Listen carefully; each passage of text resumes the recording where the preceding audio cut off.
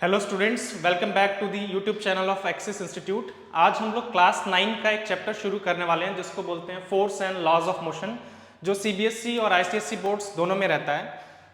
इस चैप्टर को स्टार्ट करने से पहले हम ये अजम्पशन लेके चल रहे हैं कि आपने मोशन चैप्टर पहले से पढ़ा हुआ है, जो कि इससे पहले पढ़ाया जाता है, जिसमें आप distance, displacement, speed, velocity, acceleration ये सभी टर्म्स पढ़ते हैं। तो ये अजम्पशन है यहाँ पे कि आपको इसकी अच्छी अंडरस्टैंडिंग है, उसके बाद ही हम ये चैप्टर समझ सकते हैं अच्छे से। इस चैप्टर को स्टार्ट करने से पहले इसके जो कंटेंट्स रहेंगे उसको शॉर्ट में देखते हैं। सबसे पहले हम लोग जो है फोर्स की अंडरस्टैंडिंग क्रिएट करेंगे, एक अच्छी अंडरस्टैंडिंग बनाने की कोशिश करेंगे आज के क्लास में कि फोर्स एग्जैक्टली होता क्या है। और उसके बाद हम लोग Newton's first law of motion देखेंगे। आप जानते हैं न्यूटन के 3 लॉज ऑफ मोशन फेमस हैं, उन्हीं के बारे में इस चैप्टर में हम लोग पढ़ते हैं, जिसमें से फर्स्ट लॉ ऑफ मोशन देखेंगे।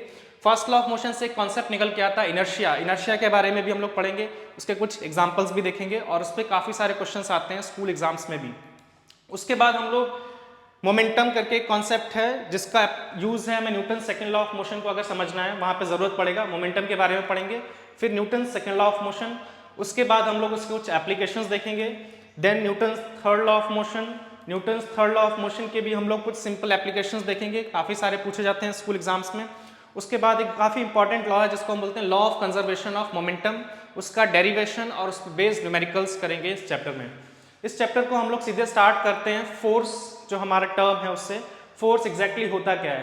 तो आपने बहुत बार सुना होगा, जब भी हम किसी ऑब्जेक्ट पे पुश या पुल अप्लाई कर रहे हैं हम कहेंगे कि हम ऑब्जेक्ट पे फोर्स एक्सर्ट कर रहे हैं। बेसिकली वही है।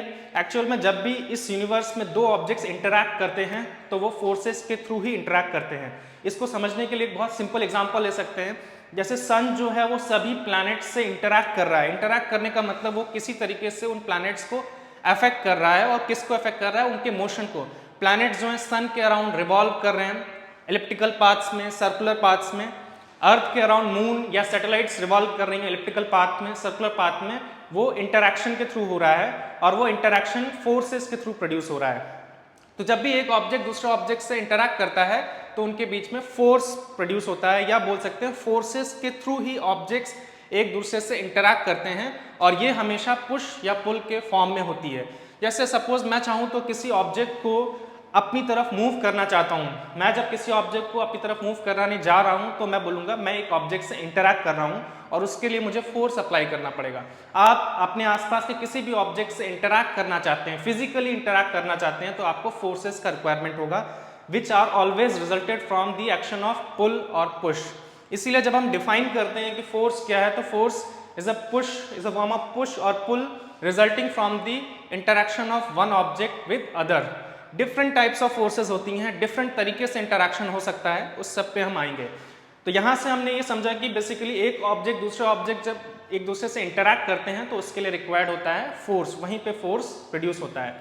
लेकिन जब भी दो ऑब्जेक्ट के बीच में इंटरैक्शन होगा, जब भी फोर्स एक्सर्ट किया जाएगा किसी ऑब्जेक्ट के ऊपर, तो वो हमेशा पुश या पुल के फॉर्म में होगा। ये आप डिफरेंट एग्जांपल्स में देख सकते हैं। सपोज मैं किसी चेयर को अपनी तरफ लाना चाहता हूं तो मुझे उसे पकड़ के पुल करना होगा, उस समय मैं फोर्स लगा रहा हूं जो कि पुल के फॉर्म में है। सपोज मैं चेयर को आगे ले जाना चाहता हूं तो उस समय मुझे उसे पुश करना होगा। अर्थ के केस में देखते हैं, अर्थ एक ऑब्जेक्ट को, सभी ऑब्जेक्ट्स को अपनी तरफ खींचता है, जिसको हम बोलेंगे अर्थ अपनी तरफ पुल करता है, जो कि थ्रू होता है ग्रेविटेशनल फोर्स। आप जितने भी केसेस देखेंगे जहां पे ऑब्जेक्ट्स एक दूसरे पे से इंटरैक्ट कर रहे हैं वहां पे फोर्सेस एक्सर्ट कर रहे होंगे, जो कि हमेशा पुश या फिर पुल के फॉर्म में होंगी। लेकिन जब भी ये फोर्सेस एक दूसरे के ऊपर लगती हैं ऑब्जेक्ट्स की वजह से, तो इन फोर्सेस की वजह से जो इफेक्ट प्रोड्यूस होते हैं उनको हम लोग 4 कैटेगरीज में देख सकते हैं।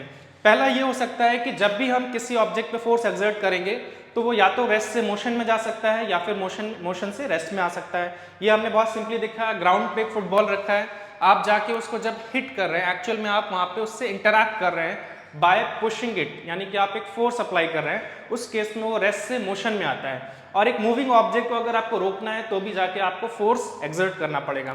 सिमिलरली दूसरा इंटरैक्शन हो सकता है जिसमें आप क्या कर रहे हैं, ऑब्जेक्ट्स हो सकता है पहले से ही मूव कर रहा है और आपने जाके क्या किया, उस पर फोर्स एक्सर्ट किया, जिससे उसका स्पीड इंक्रीज कर सकता है या डिक्रीज कर सकता है।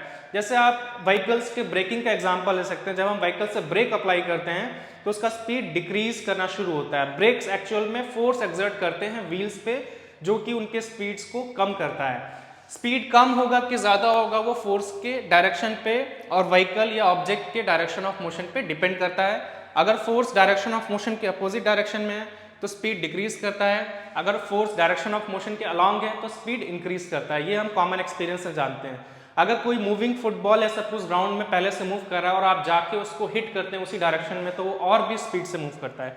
यानी अगर हम ऑब्जेक्ट्स पे फोर्स अप्लाई करते हैं तो उनका स्पीड इंक्रीज या फिर डिक्रीज कर सकता है। और क्या हो सकता है, जब हम ऑब्जेक्ट्स पे फोर्स अप्लाई करते हैं तो उनका डायरेक्शन ऑफ मोशन भी चेंज हो सकता है। आप डायरेक्शन ऑफ मोशन अगर चेंज करना चाहते हैं तो उसके लिए भी फोर्स रिक्वायर्ड होगा। एग्जाम्पल के लिए बहुत क्रिकेट में हम देखते हैं कि क्रिकेट प्लेयर्स की तरफ जब बॉल आता है एक पर्टिकुलर डायरेक्शन से तो जब वो बैट से उसको हिट करते हैं उस समय एक्चुअल में वो उसको पुश कर सकते हैं या पुल कर सकते हैं। जब पुश या पुल कर रहे हैं उस समय वो फोर्स एक्सर्ट कर रहे हैं और उसकी वजह से क्रिकेट बॉल जो है एक डिफरेंट डायरेक्शन में जाता है। तो ये एक एग्जांपल है जहाँ पे डायरेक्शन ऑफ मोशन चेंज हो रहा है और ये बहुत टफ नहीं है। रियल लाइफ में भी हम लोग जब ज़्यादातर गेम्स जब हम खेलते हैं स्पोर्ट्स में देखते हैं कि फुटबॉल का एग्जांपल लेते हैं, फुटबॉल जब हमारी तरफ आ रहा है हम उसको हिट करते हैं और दूसरे डायरेक्शन में सेंड कर सकते हैं। तो अगर आपको किसी ऑब्जेक्ट का डायरेक्शन ऑफ मोशन चेंज करना है तो उसके लिए भी फोर्स रिक्वायर्ड होगा। और एक और चीज़ देख सकते हैं कि अगर हम किसी ऑब्जेक्ट का शेप एंड साइज चेंज करना चाहते हैं, अगर आप ऑब्जेक्ट का शेप और साइज चेंज करना चाहते हैं उस केस में भी फोर्स रिक्वायर्ड होगा। तो ये 4 इफेक्ट्स हैं जो फोर्स प्रोड्यूस कर सकता है। या हम ऐसे बोलें कि अगर आप ये इफेक्ट्स प्रोड्यूस करना चाहते हैं तो आपको फोर्स एक्सर्ट करना पड़ेगा। ये फोर्सेस के थ्रू ही पॉसिबल है। ये चारों जो इफेक्ट्स हैं इनको अगर हम केयरफुली ऑब्जर्व करें और जो मोशन में हमने कॉन्सेप्ट्स पढ़े थे वेलोसिटी और एक्सेलरेशन के, उसको अगर हम अप्लाई करें तो इन चारों इफेक्ट को 2 कैटेगरीज में फर्दर डिवाइड कर सकते हैं। जैसे कि देखते हैं इन तीनों इफेक्ट्स में कुछ कॉमन है, वो क्या है वो देखते हैं। इसमें हो रहा है कि एक ऑब्जेक्ट रेस्ट से मोशन में जा रहा है, इसमें मोशन से रेस्ट में जा रहा है, इसमें स्पीड इंक्रीज या डिक्रीज कर रहा है और यहाँ डायरेक्शन ऑफ मोशन चेंज हो रहा है। आपको याद होगा हमने एक कॉन्सेप्ट पढ़ा था मोशन चैप्टर में जिसको हम बोलते हैं वेलोसिटी। वेलोसिटी बेसिकली क्या होता है, एक पर्टिकुलर ऑब्जेक्ट किस स्पीड से किस डायरेक्शन में जा रहा है, जब हम उसको एक्सप्रेस करते हैं तो उसके लिए क्वांटिटी यूज करते हैं velocity. For example suppose a car is moving with a speed of 45 kilometre per hour in east direction. अगर मैं ऐसा बोलता हूँ डायरेक्शन के साथ उस कार की इंस्टेंटेनियस वेलोसिटी स्पीड के बारे में बताता हूँ तो इस पर्टिकुलर ग्रुप को हम लोग क्या बोलते हैं, velocity of the object. Velocity एक वेक्टर क्वांटिटी है जिसका मैग्नीट्यूड होता है और डायरेक्शन भी होता है। तो वेलोसिटी का क्या होता है, magnitude as well as direction. Direction जिस डायरेक्शन में ऑब्जेक्ट मूव कर रहा है वही डायरेक्शन होता है वेलोसिटी का।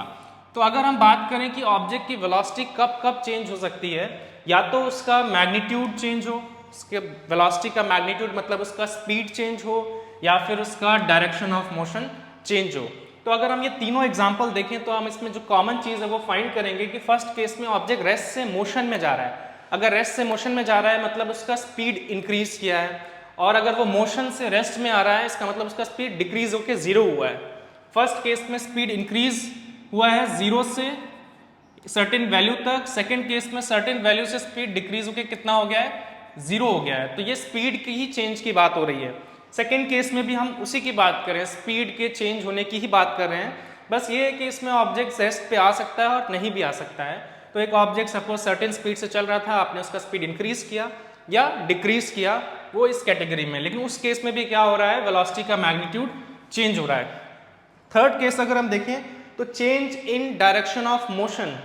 फोर्स अप्लाई करने से डायरेक्शन ऑफ मोशन चेंज हो रहा है। अगर डायरेक्शन ऑफ मोशन चेंज होता है तो भी वेलोसिटी क्या होगा, चेंज होगा। तो इन तीनों में कॉमन क्या है, इन तीनों में कॉमन है velocity of the object is changing. Velocity of the object is changing. Velocity of the object is changing. यहाँ पे क्या हो रहा है, ऑब्जेक्ट का वेलोसिटी चेंज हो रहा है। तो यानी कि हम ऐसे भी बोल सकते हैं कि फोर्स में change the velocity of the object. Force fundamentally क्या करता है, velocity of the object change कर सकता है। वेलोसिटी चेंज करने का मतलब उसका स्पीड इंक्रीज या डिक्रीज कर सकता है, और या फिर उसका डायरेक्शन ऑफ मोशन चेंज कर सकता है, या दोनों एक साथ भी हो सकते हैं। तो इस 3 जो हमने केस अलग अलग देखे थे उनको हम बेसिकली वेलोसिटी के कॉन्सेप्ट से एक सिंगल केस बना सकते हैं कि फोर्स चेंजेस में change the velocity of the object. अब एक और चीज ध्यान देते हैं, हमने एक और टर्म पढ़ी थी जिसको हमने कहा था एक्सेलरेशन। एक्सेलरेशन को हमने डिफाइन कैसे किया था, rate of change of velocity.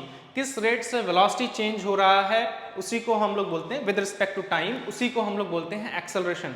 यानी कि अगर ऑब्जेक्ट का वेलोसिटी चेंज होता है तो हम बोलेंगे ऑब्जेक्ट में एक्सेलरेशन प्रोड्यूस हुआ है।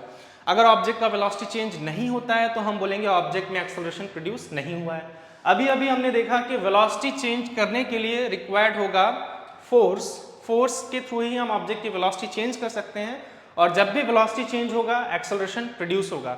इससे हम क्या बोल सकते हैं कि एक्सेलरेशन जो है वो प्रोड्यूस होता है अल्टीमेटली फोर्स से, क्योंकि फोर्स से चेंज होगा वेलोसिटी, और वेलोसिटी चेंज हुआ है मतलब एक्सेलरेशन प्रोड्यूस हुआ है। That means force is directly related to acceleration, force acceleration से रिलेटेड है। किस तरह से? फिलहाल के लिए हम ये देख रहे हैं कि फोर्स अप्लाई करके हम ऑब्जेक्ट्स की वेलोसिटी चेंज कर सकते हैं, that means we can produce acceleration in the objects. तो यहाँ से कंक्लूजन ये निकलता है कि इन तीनों पॉइंट्स को हम अगर एक सिंगल लाइन में बोलें तो हम ऐसा बोल सकते हैं कि फोर्स में produce acceleration in objects, force acceleration produce कर सकता है ऑब्जेक्ट्स में। तो ये जो चार इफेक्ट्स हैं वो कंक्लूड कर सकते हैं हम लोग, एक तीन इफेक्ट्स इन चार में से कंक्लूड कर सकते हैं एक सिंगल लाइन में, दैट फोर्स प्रोड्यूसेस एक्सेलरेशन। और जो दूसरा केस हमारा बनता है फिर फोर्स में चेंज द शेप और साइज ऑफ द ऑब्जेक्ट्स। इसीलिए हम इन चारों केसेस को, जिनको हमने अलग अलग देखा था अपनी अंडरस्टैंडिंग को अच्छा करने के लिए, इनको हम कंबाइन करके फाइनली कंक्लूजन ये निकाल सकते हैं कि सबसे पहले फोर्स में ट्राई, अ फोर्स में प्रोड्यूस और tries to produce acceleration in the objects. Force जो ऑब्जेक्ट्स में एक्सेलरेशन प्रोड्यूस कर सकता है या वो उसको प्रोड्यूस करने की कोशिश कर सकता है, कैसे? By changing its velocity. और वेलोसिटी कैसे चेंज होगा उसके तीन केस पहले हमने देखे थे। तो अल्टीमेटली वो जो हमने पीछे चार पॉइंट्स देखे थे जो फोर्स के इफेक्ट्स हो सकते थे, उनको हम इन दो में रिड्यूस कर सकते हैं। पहला है फोर्स प्रोड्यूसेस और tries to produce acceleration in objects. Acceleration produce करने का मतलब आपको अभी क्लियर होना चाहिए। और दूसरा हमने डिस्कस किया ही है कि in addition to that a force can change the shape and size of the object. अगर आप ऑब्जेक्ट्स के शेप और साइज को चेंज करना चाहते हैं उस केस में भी फोर्स रिक्वायर्ड होगा। तो यहाँ से एक अच्छी अंडरस्टैंडिंग शायद आपके दिमाग में क्रिएट हुई होगी कि फोर्स बेसिकली ऑब्जेक्ट्स में एक्सेलरेशन प्रोड्यूस करता है, और अगर ऑब्जेक्ट्स रिजिड नहीं हैं, जो कि बेंड हो सकते हैं, जिनका शेप चेंज हो सकता है, तो उनका शेप और साइज भी चेंज कर सकते हैं यूजिंग फोर्स। आगे चलते हैं। अब हम लोग जब फोर्स के बारे में बात करते हैं तो कुछ सिंपल कैटेगराइजेशन करते हैं फोर्स को अच्छे से समझने के लिए। उनमें से एक कैटेगराइजेशन हम लोग यहाँ पे देखने वाले हैं जिसमें हम लोग फोर्सेस को contact and non contact forces में डिवाइड करते हैं। तो डिफरेंट टाइप्स जो फोर्सेस हमारे आसपास देखने को मिलती है डिफरेंट केसेस में, उनके हम डिफरेंट नेम्स रखते हैं। फॉर एग्जाम्पल आपने सुना होगा फ्रिक्शनल फोर्स के बारे में, और आपने नॉर्मल रिएक्शन फोर्स के बारे में भी सुना होगा। अगर नहीं सुना है तो मैं आपको अभी ये बताने वाला हूँ। इसके अलावा आपने मस्कुलर फोर्स के बारे में नाम सुना होगा, और ड्रैग या विस्कस फोर्सेस। शॉर्ट में इनको डिस्कस करते हैं। फ्रिक्शनल फोर्स जब भी ऑब्जेक्ट्स या दो सरफेसेस एक दूसरे के रिस्पेक्ट में स्लाइड करती हैं, मूव करती हैं। अगर आप सपोज आपका ज्योमेट्री बॉक्स है, आप उसको फ्लोर पे स्लाइड कराते हैं, तो स्लाइड करते करते थोड़ी देर बाद वो उसका स्पीड कम होते होते वो रुक जाता है, और इसका रीजन हम जानते हैं कि अपोजिंग फोर्स आ रहा है जिसको हम लोग बोलते हैं फ्रिक्शनल फोर्स। तो फ्रिक्शनल फोर्स तभी आता है जब दो ऑब्जेक्ट्स के बीच में रिलेटिव मोशन का टेंडेंसी हो, या दो ऑब्जेक्ट्स एक दूसरे के दो सरफेसेस एक दूसरे के रिस्पेक्ट में मूव कर रहे हों। नॉर्मल रिएक्शन फोर्स क्या होता है थोड़ा सा हम लोग शॉर्ट में डिस्कस कर लेते हैं। सपोज एक टेबल है जिसपे एक ब्लॉक रखा हुआ है, ये एक टेबल है जिसपे एक ब्लॉक रखा हुआ है। अगर हम इस ब्लॉक की बात करें तो इस ब्लॉक पे एक डाउनवर्ड ग्रेविटेशनल पुल लग रहा है। अर्थ के नियर जितने भी ऑब्जेक्ट्स हैं सभी के ऊपर एक ग्रेविटेशनल पुल लग रहा है, वैसे इस ब्लॉक के ऊपर एक डाउनवर्ड ग्रेविटेशनल पुल लग रहा है, बट ये ब्लॉक नीचे नहीं जा रहा है। एक्चुअल में डाउनवर्ड ग्रेविटेशनल पुल या ग्रेविटेशनल फोर्स के साथ साथ एक और फोर्स होना चाहिए। ग्रेविटेशनल फोर्स के साथ साथ एक और फोर्स होना चाहिए जो इसको कैंसल आउट कर रहा होगा, जो इसके अपोजिट डायरेक्शन में लग रहा होगा, अदरवाइज ये नीचे जाना चाहिए था। और वो फोर्स कहाँ से आ रहा है? एक्चुअल में ये किसके कांटेक्ट में है? टेबल के कांटेक्ट में। सपोज मैं ये टेबल को रिमूव करता हूँ तो सडनली ये ब्लॉक नीचे की तरफ जाएगा। इसका मतलब टेबल को लगाते ही ये ब्लॉक रुक जा रहा है, यानी कि ये फोर्स टेबल की वजह से ही आ रहा है। ये टेबल की वजह से कैसे आ रहा है? जब भी दो सरफेसेस आपस में कांटेक्ट में आती हैं, जहाँ पे भी दो सरफेसेस आपस में कांटेक्ट में आएंगी उनके बीच में एक फोर्स आता है, इसी को बोलते हैं हम नॉर्मल रिएक्शन फोर्स, जो हमेशा सरफेसेस इन कांटेक्ट जो हैं उसके परपेंडिकुलर होता है। इसी को बोलते हैं हम लोग नॉर्मल रिएक्शन फोर्स, इसी को बोलते हैं normal reaction force. Normal reaction force के बारे में बहुत डिटेल में हम लोग यहाँ नहीं जा रहे हैं। डिफरेंट केसेस में डिफरेंट तरह से नॉर्मल रिएक्शन फोर्स एक्ट कर सकता है, जो मैं आपको इस चैप्टर के एंड में बताऊंगा जब हम लोग एक एक्स्ट्रा टॉपिक पढ़ेंगे इसी चैप्टर से रिलेटेड, जिसको हम फ्री बॉडी डायग्राम बोलते हैं। तो फिलहाल के लिए नॉर्मल रिएक्शन फोर्स जो है वो इस एग्जाम्पल से ही समझते हैं कि टेबल पे रखा हुआ एक ऑब्जेक्ट जो है वो डाउनवर्ड क्यों नहीं जाता है। डाउनवर्ड ग्रेविटेशनल फोर्स तो लग रहा है, बट टेबल इसको रोक के रखा है। किसकी, कैसे? टेबल ने एक अपवर्ड फोर्स एक्सर्ट किया है जो कि सरफेसेस जो कांटेक्ट में है उसके परपेंडिकुलर लगेगा हमेशा। इसी फोर्स को बोलते हैं नॉर्मल रिएक्शन फोर्स। इसी वजह से मोस्ट ऑफ दी सारे ऑब्जेक्ट जो कि किसी सरफेस के ऊपर रखे हुए हैं वो स्टेबल रह पाते हैं ग्रेविटेशनल फोर्स के अंडर भी, क्योंकि जो सरफेसेस जब भी कांटेक्ट में आएंगी तो उनके बीच में एक फोर्स आएगा जो सरफेसेस के परपेंडिकुलर होगा, जिसको हम बोलते हैं नॉर्मल रिएक्शन फोर्स। तो नॉर्मल रिएक्शन फोर्स भी एक टाइप का फोर्स है। कब प्रोड्यूस होता है? जब दो सरफेसेस कांटेक्ट में आती हैं। मस्कुलर फोर्स, जब हम किसी ऑब्जेक्ट पे डायरेक्टली फोर्स अप्लाई करते हैं जिसमें हम अपनी मसल्स का यूज कर रहे हैं, उसको हम लोग बोलते हैं मस्कुलर फोर्स। जो लिविंग एनिमल्स कह सकते हैं, लिविंग ऑर्गेनिजम्स या लिविंग थिंग्स अप्लाई कर सकती हैं इस फोर्स को, उसको हमने नाम दे दिया है muscular force. Drag and viscous force क्या होता है, ये भी आपने एक्सपीरियंस किया। जब आप रनिंग कर रहे हैं तो आप फील करते हैं एयर जो है उसका पुश फील करते हैं अपोजिट डायरेक्शन में। या फिर इसका आप बहुत सिंपल इलस्ट्रेशन देख सकते हैं कि आप अगर आप पेपर लेते हैं और उसको ड्रॉप करते हैं तो फ्लोट करते हुए नीचे की तरफ जाता है। एक्चुअल में डाउनवर्ड ग्रेविटेशनल फोर्स लग रहा है, बट क्योंकि वो एक फ्लूइड में मूव कर रहा है, जब भी कोई ऑब्जेक्ट एक फ्लूइड मतलब लिक्विड या गैस के अंदर मूव करेगा तो उस पर एक अपवर्ड फोर्स आएगा, अपोजिट डायरेक्शन में आएगा। जैसे कि एयर के केस में उसके वेलोसिटी के अपोजिट डायरेक्शन में आएगा, इसको हम ड्रैग या विस्कस फोर्स बोलते हैं। ये हर एक केस में अप्लाई होगा जहां पे भी अर्थ के सरफेस पे ऑब्जेक्ट्स मूव कर रहे हैं, क्योंकि हम एक फ्लूइड यानी कि एयर के अंदर मूव कर रहे हैं। एयरप्लेन्स जब मूव करते हैं उन पे भी ड्रैग फोर्स आता है अपोजिट डायरेक्शन में। पैराशूट के केस में एक्चुअली पैराशूट जो है इसी ड्रैग फोर्स के हेल्प से या अपोजिंग फोर्स के, जिसको हम एयर रेजिस्टेंस भी बोलते हैं, इसी के हेल्प से ऑब्जेक्ट्स के मोशन को स्लो डाउन कर सकता है। जब पैराशूट से एक पर्सन जंप करता है और पैराशूट के ओपन होने पे उस ऑब्जेक्ट या पर्सन पूरे सिस्टम के ऊपर डाउनवर्ड ग्रेविटेशनल फोर्स तो लग रहा है, लेकिन एयर की वजह से एक अपवर्ड डायरेक्शन में भी फोर्स आता है, जिसकी वजह से उसके नीचे आने का स्पीड स्लो डाउन हो जाता है। इन्हीं को हम लोग ड्रैग या विस्कस फोर्सेस या एयर रेजिस्टेंस बोल देते हैं एयर के केस में। और कौन कौन सी फोर्सेस के बारे में हम जानते हैं? हमने ग्रेविटेशनल फोर्स के बारे में काफ़ी अच्छे से जानते हैं। अर्थ या सन या बाकी प्लैनेट्स दूसरे ऑब्जेक्ट्स पे, मून पे, सैटेलाइट्स पे फोर्स एक्सर्ट कर सकते हैं, इसको हम ग्रेविटेशनल फोर्स बोलते हैं, जिसको हम डायरेक्टली एक्सपीरियंस करते हैं। मैग्नेटिक फोर्स, कुछ मटेरियल्स होते हैं जिनको हम लोग मैग्नेट बोलते हैं, वो दूसरे मटेरियल्स यानी कि आयरन या कोबाल्ट या निकल, इस तरह के मटेरियल्स या दूसरी मैग्नेट्स पे फोर्स एक्सर्ट कर सकते हैं, इसको मैग्नेटिक फोर्स बोलते हैं, जो कि ग्रेविटेशनल फोर्स से डिफरेंट होता है। इलेक्ट्रिक फोर्सेस के बारे में आप थोड़ा जानते होंगे। इलेक्ट्रॉन्स एंड प्रोटॉन्स के बारे में, नेगेटिव एंड पॉजिटिव चार्जेस जो होते हैं वो एक दूसरे को अट्रैक्ट या फिर पॉजिटिव नेगेटिव चार्जेस रिपेल करते हैं। इसका आपने बहुत सारे केसेस में डिमॉन्स्ट्रेशन भी देखा होगा। जब आप अपने हेयर से अपने स्केल को रब करते हैं तो पेपर के पीसेस को अट्रैक्ट करता है। वो ग्रेविटेशनल फोर्स नहीं है, वो मैग्नेटिक फोर्स नहीं है, वो एक डिफरेंट रीजन की वजह से, जिनको हम इलेक्ट्रिक चार्जेस बोलते हैं, डिफरेंट प्रॉपर्टी की वजह से है, और इन फोर्सेस को हम लोग इलेक्ट्रिक फोर्सेस बोलते हैं। तो ये थी डिफरेंट टाइप्स ऑफ फोर्सेस जो कॉमनली हम नेम जानते हैं। इसके अलावा और भी फोर्सेस हैं। फिलहाल हमने उन्हीं फोर्सेस के बारे में डिस्कशन किया जिनकी रिक्वायरमेंट होगी हमको। इन फोर्सेस को हम लोग दो कैटेगरीज में क्लासीफाई कर सकते हैं। इनको बोलते हैं हम लोग कॉन्टैक्ट फोर्सेस, क्योंकि इन फोर्सेस के एक्ट होने के लिए ऑब्जेक्ट्स के बीच में कॉन्टैक्ट होना चाहिए। विदाउट कॉन्टैक्ट ये फोर्सेस एग्जिस्ट नहीं कर सकती, ये फोर्सेस अप्लाई नहीं की जा सकती हैं। फ्रिक्शनल फोर्स जब सरफेसेस कॉन्टैक्ट में आएंगी, नॉर्मल रिएक्शन फोर्स जब सरफेसेस कांटेक्ट में आएंगी, मस्कुलर फोर्स जो डायरेक्टली एक ऑब्जेक्ट, हम किसी ऑब्जेक्ट पे अप्लाई करने जा रहे हैं, वो भी डायरेक्टली कांटेक्ट से आएंगी। ड्रैग एंड विस्कस फोर्स में स्पेशली ऑब्जेक्ट और फ्लूइड के बीच में डायरेक्ट कांटेक्ट होगा। इसी तरीके से नॉन कांटेक्ट फोर्सेस ये होती हैं gravitational force, magnetic force, electric force. इसमें दो ऑब्जेक्ट्स के बीच में कांटेक्ट होना जरूरी नहीं है। Magnets without any contact force exert कर सकती हैं। इलेक्ट्रिक चार्जेस, प्रोटॉन्स और इलेक्ट्रॉन्स, इनके बीच में फोर्सेस होने के लिए कांटेक्ट में होना इनका ज़रूरी नहीं है। और ग्रेविटेशनल फोर्स तो हम जानते ही हैं कि ऑब्जेक्ट्स जैसे कि मून जो है वो अर्थ के कांटेक्ट में नहीं है, बट उसके ऊपर भी फोर्स लग रहा है। आप किसी ऑब्जेक्ट को ड्रॉप करेंगे जो कि अर्थ के कांटेक्ट में नहीं है, उस पर भी ग्रेविटेशनल फोर्स लग रहा है।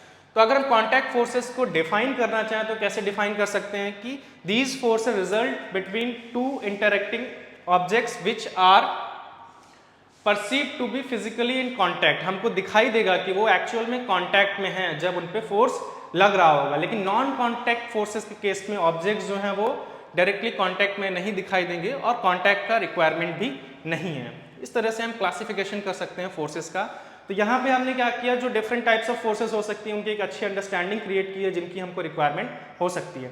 इसी तरीके से एक और टाइप ऑफ क्लासिफिकेशन किया जाता है फोर्सेस का, जिसमें हम फोर्सेस को बोल देते हैं अनबैलेंस्ड फोर्सेस और बैलेंस्ड फोर्सेस। तो बैलेंस्ड अनबैलेंस्ड फोर्सेस आपने पहले भी सुना होगा, इसको जल्दी से शॉर्ट में देखते हैं कि किसी ऑब्जेक्ट पे एक टाइम पे एक से ज्यादा फोर्सेस लग रही होती है। जैसे अभी हमने देखा कि एक ऑब्जेक्ट जो कि अर्थ के सरफेस पे रखा है या टेबल पे रखा है, उस पर एक डाउनवर्ड ग्रेविटेशनल फोर्स तो लग रहा है, लेकिन अपवर्ड एक नॉर्मल रिएक्शन फोर्स भी हो सकता है। अगर साथ साथ वो मूव करे तो उस पर ड्रैग फोर्स और फ्रिक्शनल फोर्सेस भी आ सकते हैं।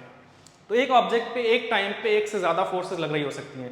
अब इन सभी फोर्सेस का अगर सम, इन सभी फोर्सेस का जो नेट इफेक्ट है वो अगर जीरो हो जाए, नेट फोर्स जीरो हो जाए, क्योंकि हमने वेक्टर्स और स्केलर्स के बारे में पढ़ा है, फोर्स एक वेक्टर क्वांटिटी है, मतलब ये कैंसल आउट हो सकती हैं, फोर्सेस कैंसल आउट हो सकती हैं अगर अपोजिट डायरेक्शन में हो और इक्वल हो।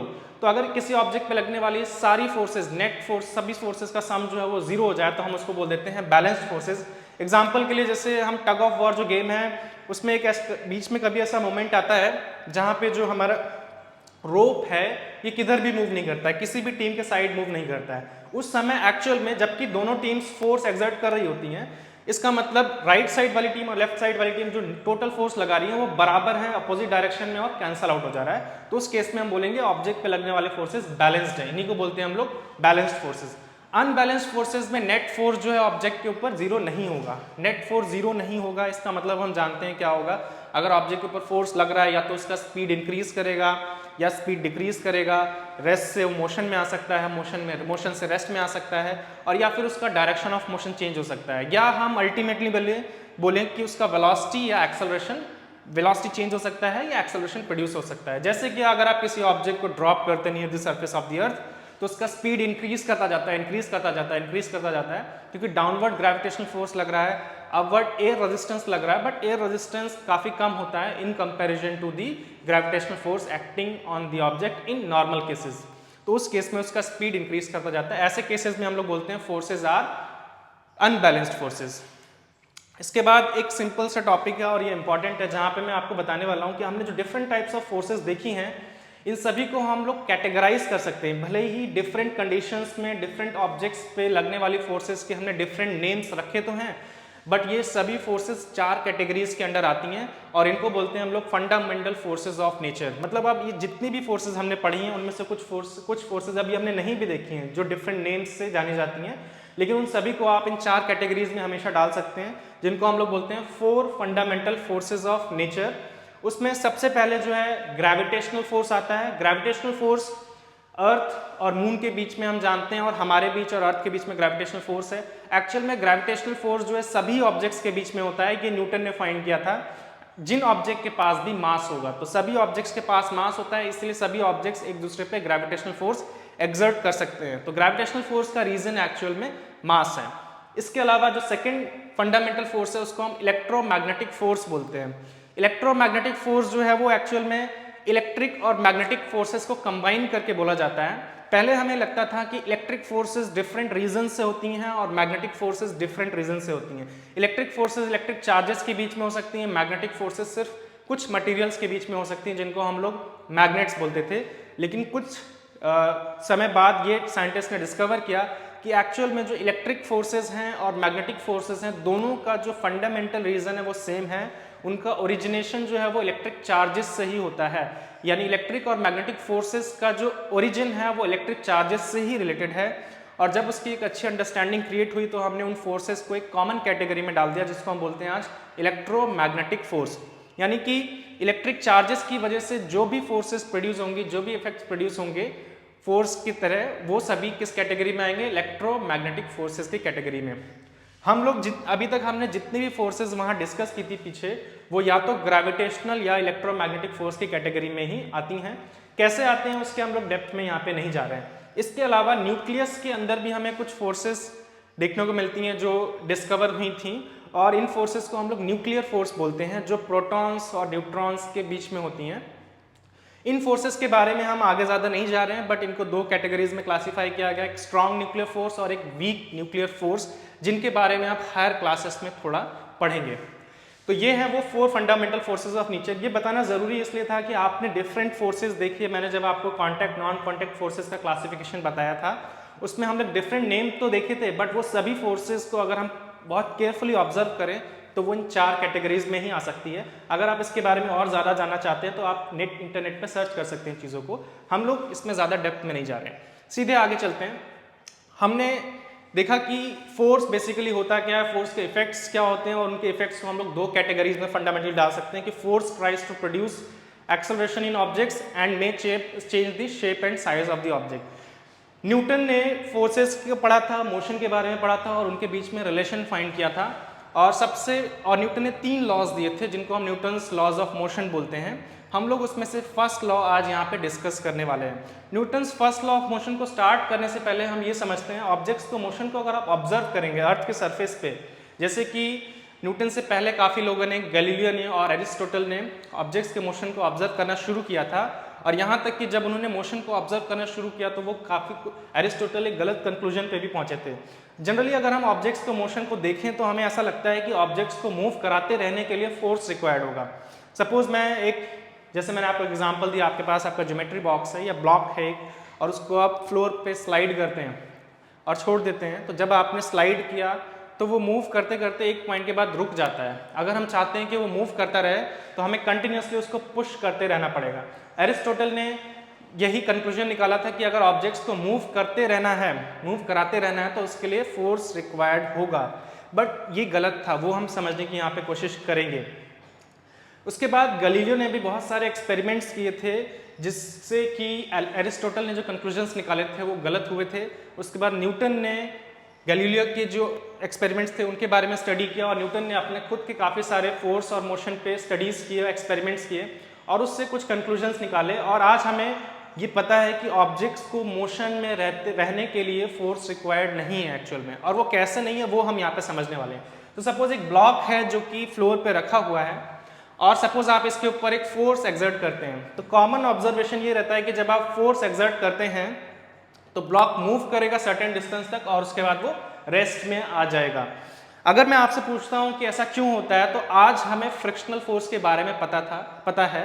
एरिस्टोटल के टाइम पे फ्रिक्शनल फोर्स का कोई कॉन्सेप्ट नहीं था, तो आज हमें पता है कि ऑब्जेक्ट जो मूव कर रहा है वो मूव करते करते रेस्ट में इसलिए आ जाता है क्योंकि उस पर एक अपोजिंग फोर्स आता है जिसको हम लोग बोलते हैं फ्रिक्शनल फोर्स, जो कि सरफेस जो कांटेक्ट में है उनके मोशन को अपोज करता है। ये हम जानते हैं आज। तो एक्चुअल में यहाँ पे फ्रिक्शनल फोर्स है, इसीलिए ये रेस्ट में आ गया। अब सपोज हम एक ऐसा केस लेते हैं जहाँ पे फ्रिक्शनल फोर्स नहीं है, तो ये ब्लॉक फिर से वहीं पे रखा है, इस बार यहाँ पर कोई फ्रिक्शनल फोर्स नहीं है, तो एक बार मैं इस ऑब्जेक्ट को पुश कर दूंगा, तो इनिशियली पुश देने के बाद ये मूव करना शुरू करेगा। मूव करना क्यों शुरू करेगा, हम जानते हैं ऑब्जेक्ट्स को रेस्ट से मोशन में लाने के लिए क्या चाहिए, फोर्स चाहिए। तो इसमें फोर्स अप्लाई करने से ये मोशन में आ जाएगा और मूव करने लगेगा। और अगर यहाँ पे फ्रिक्शनल फोर्स नहीं है तो कोई अपोजिंग फोर्स नहीं है, अगर कोई अपोजिंग फोर्स नहीं है उस हिसाब से ये मूव करते रहना चाहिए। क्यों मूव करते रहना चाहिए, हमने डिस्कस किया था कि अगर आप ऑब्जेक्ट्स की स्पीड को चेंज करना चाहते हैं, उसके डायरेक्शन ऑफ मोशन को चेंज करना चाहते हैं, उसको रेस्ट से मोशन में लाना चाहते हैं, मोशन से रेस्ट में लाना चाहते हैं, उन सभी चीज़ों के लिए फोर्स चाहिए। और अगर ऑब्जेक्ट पे कोई फोर्स नहीं लग रहा है, अगर नेट फोर्स 0 है, उस केस में ना तो ऑब्जेक्ट का स्पीड चेंज होगा, ना डायरेक्शन ऑफ मोशन चेंज होगा, और ना ही वो रेस्ट में आएगा, ना ही वो रेस्ट से मोशन में आएगा, यानी कि उसकी वेलोसिटी चेंज नहीं होगी। वेलोसिटी चेंज नहीं होगी मतलब कि ना तो उसका डायरेक्शन ऑफ मोशन चेंज होगा, ना ही स्पीड चेंज होगा। स्पीड ना चेंज होने के दो मतलब हो सकते हैं, या तो ऑब्जेक्ट रेस्ट पे रहेगा, अगर स्पीड चेंज नहीं हो रहा है इसका मतलब या तो ऑब्जेक्ट रेस्ट पे रहेगा या वो रेस्ट से मोशन में आ गया है। अगर वो मोशन में है और स्पीड चेंज नहीं हो रहा है मतलब कांस्टेंट स्पीड से चलता रहेगा। तो वही हम लोग देखने वाले हैं कि अगर यहाँ फ्रिक्शनल फोर्स ना हो, पहले केस में क्या था, जब ये मूव कर रहा था तो अपोजिंग फ्रिक्शनल फोर्स आया जो कि स्पीड या डायरेक्शन चेंज कर सकता था, और यहाँ पे उसने इसका स्पीड चेंज किया, स्पीड डिक्रीज किया और उसके बाद ये रेस्ट में आ गया क्योंकि ये अपोजिट डायरेक्शन में लग रहा था। अगर वो फ्रिक्शनल फोर्स ना हो, इनिशियली इसको पुश किया हमने, स्टार्टिंग में फोर्स था तो रेस्ट से ये मोशन में आएगा, उसके बाद हम फोर्स नहीं लगा रहे हैं क्योंकि हम उसके कांटेक्ट में नहीं हैं।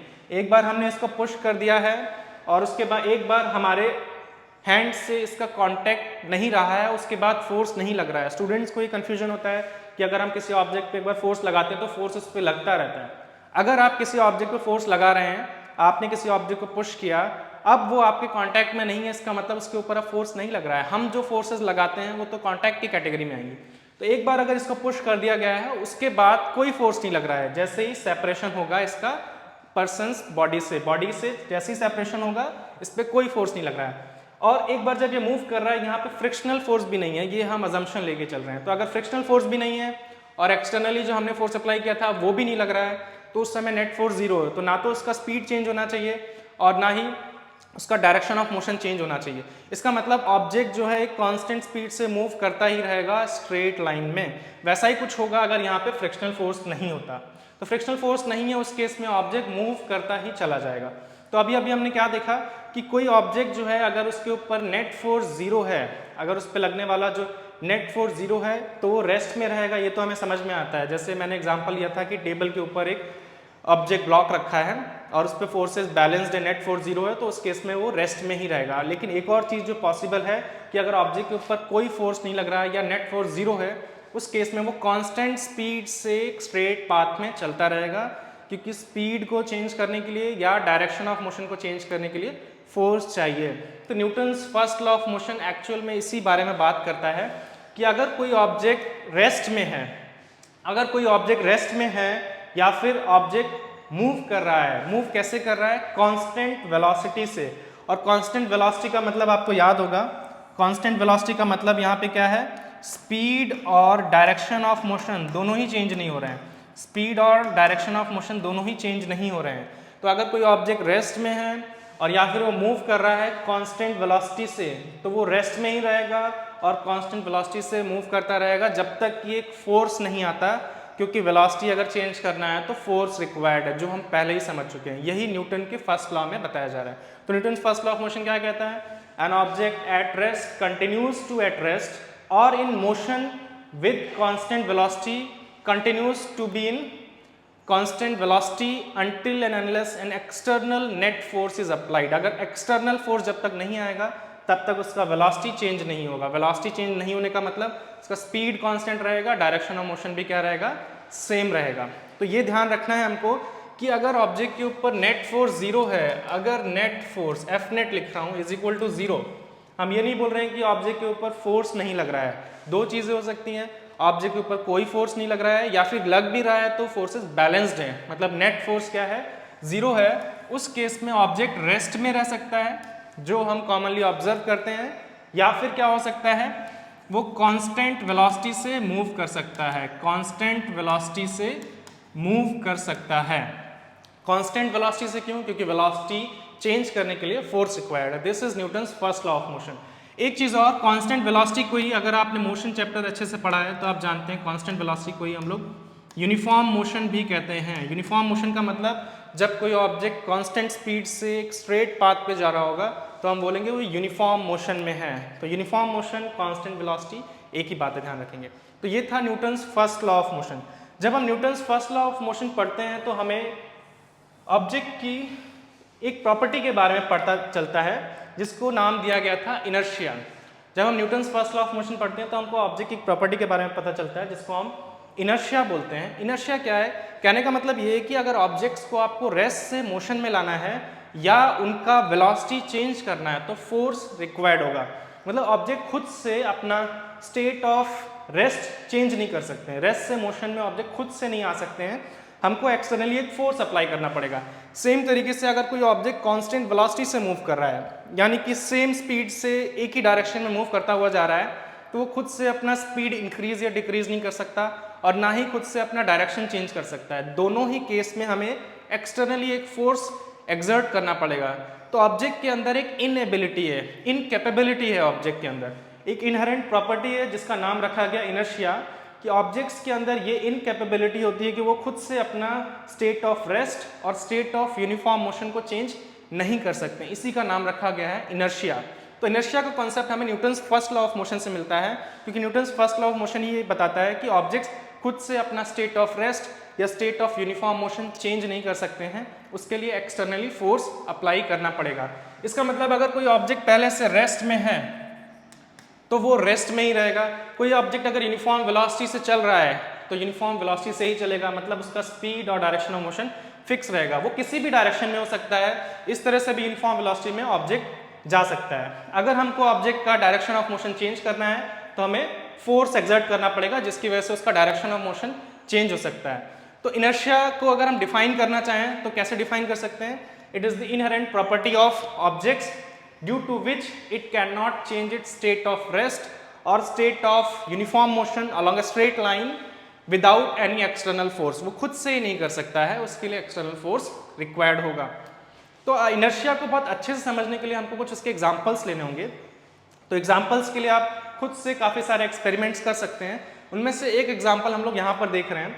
सपोज ये ग्लासेस हैं यहाँ पे और उसके ऊपर हमने एक कार्डबोर्ड रखा है और उसके ऊपर एक क्रिकेट बॉल रखा हुआ है, और हम लोग यहाँ पे क्या कर रहे हैं, इस कार्डबोर्ड पे फोर्स अप्लाई कर रहे हैं। तो हमने देखा जब हम किसी ऑब्जेक्ट पे फोर्स अप्लाई करेंगे तो वो रेस्ट से मोशन में आ सकते हैं, लेकिन जिन ऑब्जेक्ट्स पे फोर्स नहीं लगाया गया है और अगर वो पहले से रेस्ट में है तो वो रेस्ट में ही रहना चाहेंगे। उनकी टेंडेंसी क्या है कि वो रेस्ट में ही रहना चाहेंगे, उनके अंदर इनर्शिया है।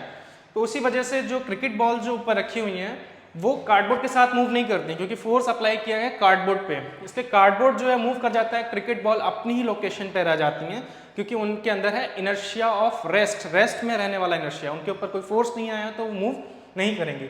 तो जब क्रिकेट बॉल अपनी जगह पे रह जाती है और कार्डबोर्ड हट जाता है तो उसके बाद उसके ऊपर एक ग्रेविटेशनल फोर्स डाउनवर्ड लग रहा है। अब ग्रेविटेशनल फोर्स के आते ही वो मूव करेगा, क्योंकि जब फोर्स आएगा तो ऑब्जेक्ट का स्टेट ऑफ रेस्ट चेंज हो सकता है। तो यहाँ पे हो क्या रहा है, जो क्रिकेट बॉल्स हैं उनके अंदर इनर्शिया है, वो जब तक आप उन पे फोर्स अप्लाई नहीं करेंगे वो मूव नहीं करेंगे। हमने कार्डबोर्ड पे फोर्स अप्लाई किया है, कार्डबोर्ड मूव कर गया है, और इसी को हम बोलते हैं इनर्शिया ऑफ रेस्ट, कि ऑब्जेक्ट के अंदर रेस्ट में रहने की इनकेपेबिलिटी है, रेस्ट से वो मोशन में खुद से नहीं आ सकता है। एक और एग्जांपल देखते हैं, जैसे यहाँ पे स्केट बोर्ड पे यहाँ पे एक एप्पल रखा हुआ है और उसको हमने स्केट बोर्ड के साथ जेंटली पुश किया है, तो स्केट बोर्ड और एप्पल सेम स्पीड से जा रहे हैं, एक स्ट्रेट लाइन में जा रहे हैं। मतलब हम बोल सकते हैं एप्पल का मोशन जो कांस्टेंट वेलोसिटी का है। लेकिन आगे चल के होता है क्या, स्केट बोर्ड जो है वो पिलर से कोलाइड करता है। तो स्केट बोर्ड पिलर से कोलाइड किया, इसका मतलब कि स्केट बोर्ड जो है वो रेस्ट मोशन में था और उस पर फोर्स अप्लाई किया गया, जिससे उसका डायरेक्शन ऑफ मोशन चेंज होगा। और स्केट बोर्ड का क्योंकि डायरेक्शन ऑफ मोशन चेंज हुआ है, कैसे हुआ है, क्योंकि स्केट बोर्ड पे फोर्स आया था, लेकिन एप्पल पे तो कोई फोर्स नहीं आया। एप्पल तो सिंपली अपनी लोकेशन पे रखा था, वो यूनिफॉर्म वेलोसिटी से जा रहा था। तो अगर एप्पल पे कोई फोर्स नहीं आया तो वो अभी भी यूनिफॉर्म वेलोसिटी से चलता रहेगा।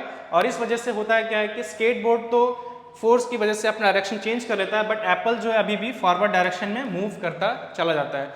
ये इफेक्ट हम सभी ने एक्सपीरियंस किया जब हम व्हीकल्स में होते हैं, बसेस में होते हैं, और बस अगर सडनली ब्रेक अप्लाई करता है तो हम लोग फॉरवर्ड डायरेक्शन में जाते हैं, क्योंकि बस के साथ हम मोशन में थे, सपोज यूनिफॉर्म वेलोसिटी में थे, बस पर ब्रेक अप्लाई किया गया, बस रेस्ट में आ गया है, बट हमारी बॉडी पे कोई फोर्स एक्सटर्नली अप्लाई नहीं किया गया है, तो हम अभी भी मोशन में रहेंगे, इसलिए हम लोग फॉरवर्ड डायरेक्शन में मूव करते हुए जाते हैं। तो ये एक और एग्जांपल है जहाँ पे ऑब्जेक्ट कांस्टेंट वेलोसिटी से अगर चल रहा है तो वैसे ही चलते रहेगा जब तक कि एक्सटर्नल फोर्स ना आए। अगर आपने उस पर एक्सटर्नल फोर्स नहीं लगाया है तो वो कांस्टेंट वेलोसिटी से चलता ही रहेगा, जैसे यहाँ पे एप्पल का केस है। एक और सिंपल एग्जाम्पल देखते हैं, ये भी इसी का एग्जाम्पल, इनर्शिया ऑफ मोशन, जैसे कि जनरली एक्सीडेंट्स में होता है। जैसे ये मोटरसाइकिल पे एक पर्सन बैठा है और जाके वॉल से कोलाइड करता है, तो मोटरसाइकिल और पर्सन इनिशियली कांस्टेंट वेलोसिटी से मूव कर रहे थे, लेकिन जब ये कोलाइड किया तो जो मोटरसाइकिल है उस पर फोर्स आया, इस वजह से उसका स्पीड डिक्रीज होकर 0 हो गया, वो रुक गया। बट जो पर्सन उस पर बैठा था उस पर तो कोई एक्सटर्नल फोर्स नहीं अप्लाई किया गया, इस वजह से ये पर्सन फॉरवर्ड डायरेक्शन में ही मूव करता रहता है due to the inertia of motion, constant velocity से मूव करने का जो इनर्शिया है उसकी वजह से, क्योंकि उसके वेलोसिटी को चेंज करने के लिए उस पर भी फोर्स आना चाहिए था। तो ये था Newton's first law of motion, जो हमने कुछ एग्जांपल से समझने की कोशिश की थी। नेक्स्ट क्लास में हम लोग देखेंगे कुछ और एग्जांपल्स और कुछ क्वेश्चंस जो स्कूल एग्जाम से पूछे जाते हैं Newton's first law of motion और इनर्शिया के कॉन्सेप्ट पे, और उसके बाद हम लोग शुरू करेंगे Newton's second law of motion, moment का कॉन्सेप्ट समझने के बाद। ठीक है, हम लोग नेक्स्ट क्लास में इसको कंटिन्यू करेंगे। ये क्लास यहाँ पे एंड करते हैं। Thank you.